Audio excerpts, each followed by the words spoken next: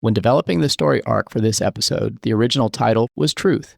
However, after recognizing how central the characters were to what was happening, I landed not unironically on Ruth.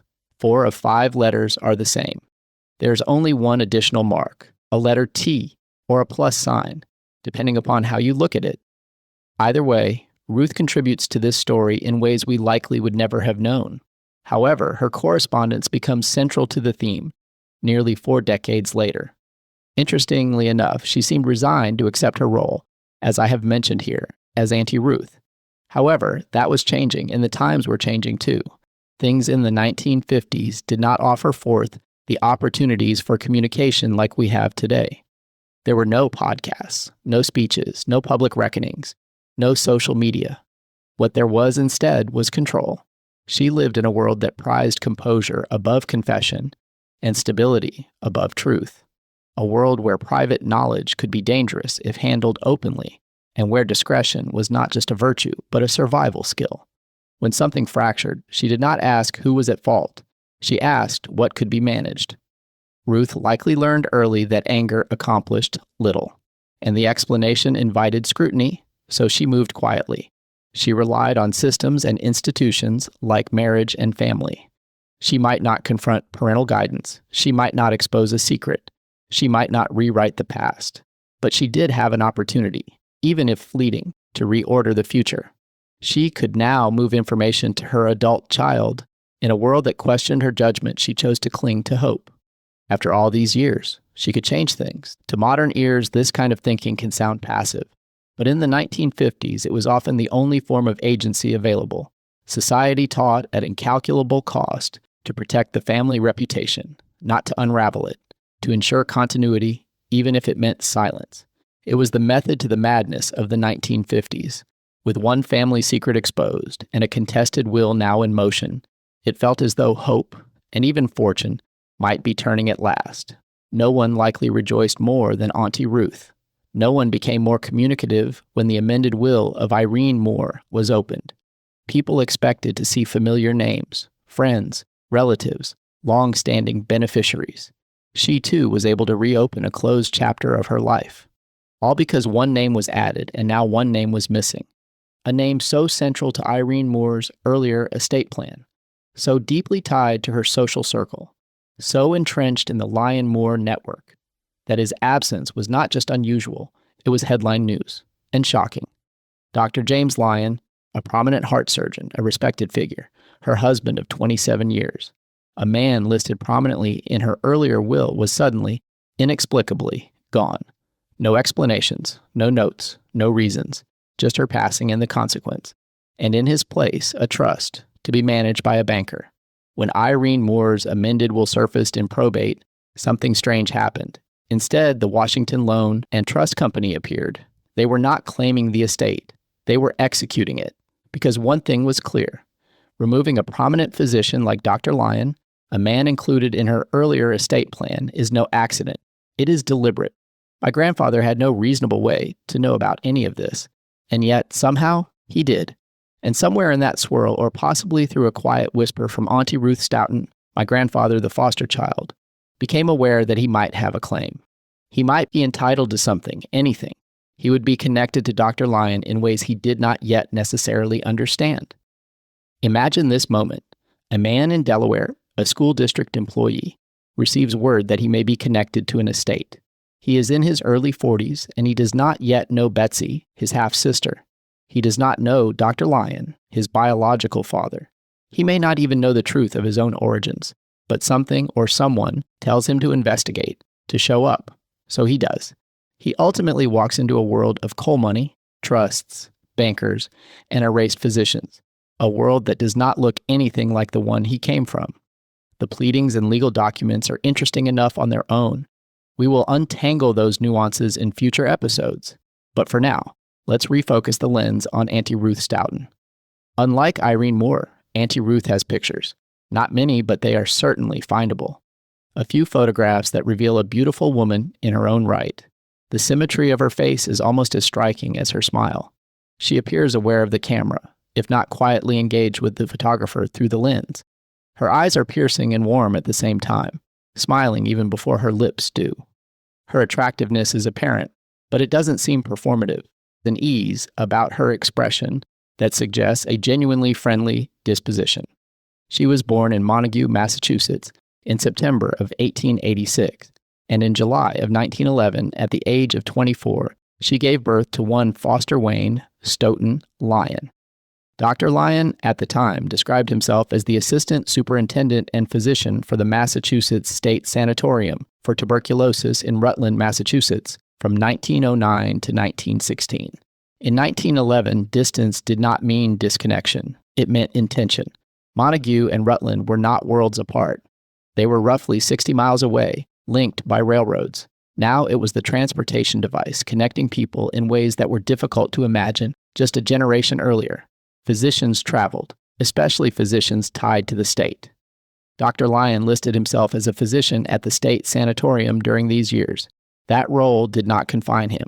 It enabled him. And in July of 1911, a child is born. Foster is the child.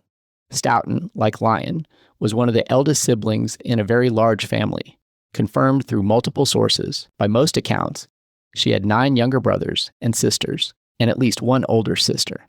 The last child in her family was born when she was 16. It is easy to believe that she helped with child-rearing responsibilities in the early 1900s. Interestingly, because census dates are taken every 10 years, there is no clear indication that Foster, as a child, was living with the family. We have records for the decades, from 1900, 1910, and 1920. However, there is a window from Foster's birth in 1911 onward, when it would have been reasonable to expect that another child could be introduced into the family mix without any accounting. The Stoughtons had the perfect cover to assimilate Auntie Ruth's foster child into their family unit. We can assume her mother was willing.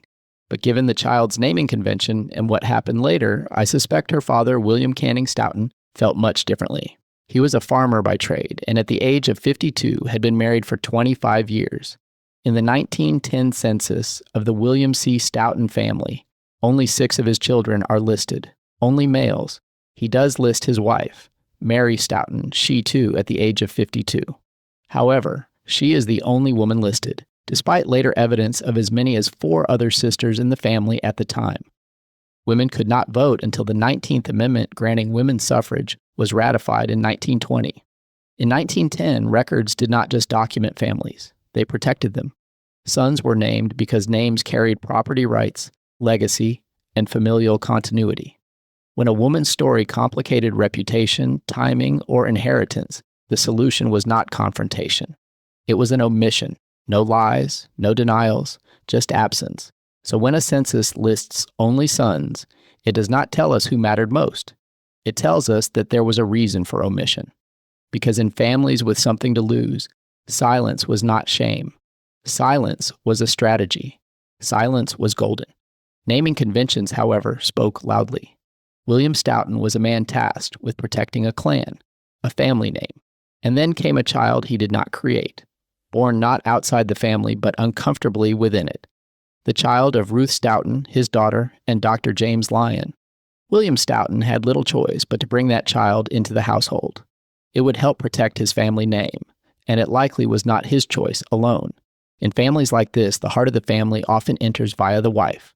Through insistence, through conscience, the child would be fed, sheltered, educated, but the child would never be mistaken as one of Stoughton's own.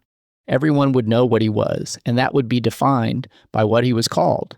They named him Foster, a foster child embedded in the Stoughton family. Not just a role, but a moniker of that era, a designation that offered care without belonging. He was not cast out, he was contained. And that was a name I, too, would later learn to live with. Foster James Flint. Names do not stay in the past. They follow you. Each year, teachers read names the same way they always had, out loud, one by one. And some names land differently, Foster, as a first name.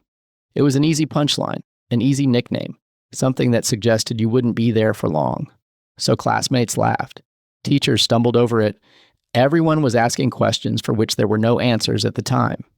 Eventually, I chose another name to go by, Jimmy. My mother didn't know this story. She didn't need to. She simply felt what I felt.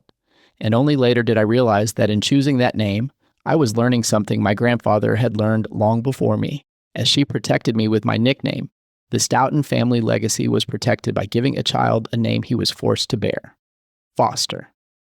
While Ruth Stoughton and Dr. Lyon may have shared similar interests and a child, they differed in where the years would take them after my grandfather's birth. Lyon had a world to conquer, and Ruth's father wanted her to move on and marry without the scarlet letter of a child holding her back. Ruth finds a relationship beyond Dr. Lyon in her subsequent marriage to Walter Wheelwright in December of 1913, a milkman, as detailed in census and wedding records. However, it is apparent that the exchange of vows did not include our foster child. Foster likely stayed behind with the expansive Stoughton family. He may have known Auntie Ruth, but he did not know her as a parent.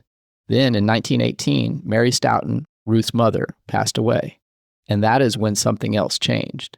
It was time for our foster child to leave, only for Ruth Stoughton to later return. There are plenty of markers in place to substantiate this. For example, in the 1920 census, at the age of 34, Ruth Stoughton is listed as residing in Montague with her family and as a teacher. Her loving, kind eyes, and later her perfect penmanship, suggest someone willing to share life with others, someone to give the gift of learning and living. Her relation to the head of household in this census, for the first time, daughter. William Stoughton had lost a wife, but regained a daughter. Through that exchange, though, Foster was not there. There is no mention of Foster in any of the census data. There is no readily available evidence that Auntie Ruth had any other children, but who was caring for our foster child? Later documents confirm the sheer amalgamation of names my grandfather bore: Foster, Wayne, Lyon, Stoughton, which ultimately turned into Foster James Flint, Sr. Among the myriad of combinations, he started as and would forever be labeled a foster child, even if he wasn't one. A quick refresh of our timeline reminds us that, in 1948, Dr. Lyon was attempting to acknowledge his child in a world that was changing. Unbeknownst to anyone at the time, the will was then changed in June of 1949. In September 1950, Irene Moore Lyon passed away. That is when the documented correspondence from Auntie Ruth begins. There's a letter addressed to 509 Pleasant Street in Melrose, Massachusetts. The postmark is February 11th, 1951, well before the trial, which will begin later, the same year. Inside is a photo, a black and white photo. The foster child is now a fully formed adult, receiving the correspondence and his own childhood photos. He is almost 40 years old. It is a photo of Foster Wayne Lyon Stoughton. Foster looks to be 6 or 7 years old.